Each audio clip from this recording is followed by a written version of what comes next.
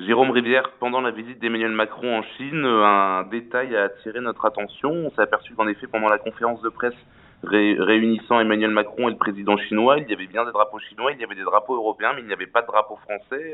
Est-ce que c'est normal? Écoutez, j'ai aperçu ça aussi ce matin, ce qui m'a fait réagir sur Twitter. Je suis extrêmement choqué par le fait qu'à l'une des occasions d'une expression officielle du président de la République française avec son homologue chinois, il ait pu accepter que ne soit pas présent le drapeau français. C'est choquant et ça en dit long quant au projet politique d'Emmanuel Macron, qui est un projet d'effacement de la France au profit de l'Union européenne. C'est particulièrement choquant, d'autant que le drapeau français fait partie intégrante de la Constitution de la Ve République, puisqu'il est explicitement mentionné dans son article 2. Je crois qu'on voit là le projet d'Emmanuel Macron de fonder et de faire glisser la France dans une Europe fédérale qui absorberait notre nation en la réduisant au statut de grande région.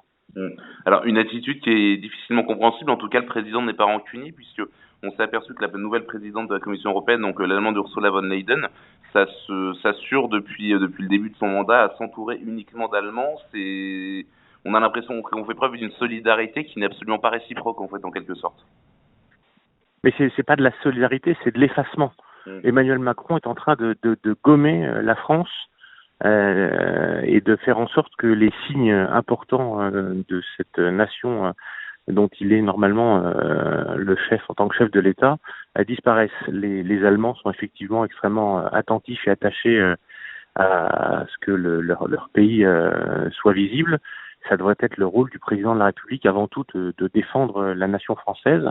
Et la nation française, si elle s'exprime par des multiplicités d'actions, que ce soit économiques, culturelles, s'exprime aussi à travers des symboles. Et l'un de ces symboles, c'est le drapeau français. Mais vous savez, ces représentants au Parlement européen, et je pense à Madame Loiseau, sont les premiers, les plus prompts à s'exprimer en anglais. J'avais d'ailleurs été obligé, dès la première intervention en commission sécurité et défense de Madame Loiseau, de lui rappeler que le français était une des langues qui devait être utilisée. Ce sont des gens qui sont sans patrie finalement. Ce sont des nomades. C'est ce qu'avec Marine Le Pen nous dénonçons depuis longtemps. Ils n'ont pas d'attache, ils n'ont pas de racines fortes et la France ne représente pas grand-chose pour eux. Pour vous, la signature des contrats entre la France et la Chine, c'est un détail ou ça reste une bonne nouvelle pour notre industrie? Écoutez, c'est toujours une bonne nouvelle que l'industrie française puisse obtenir des contrats. Je ne pense pas que ce soit le président de la République qui soit à l'origine de cette signature.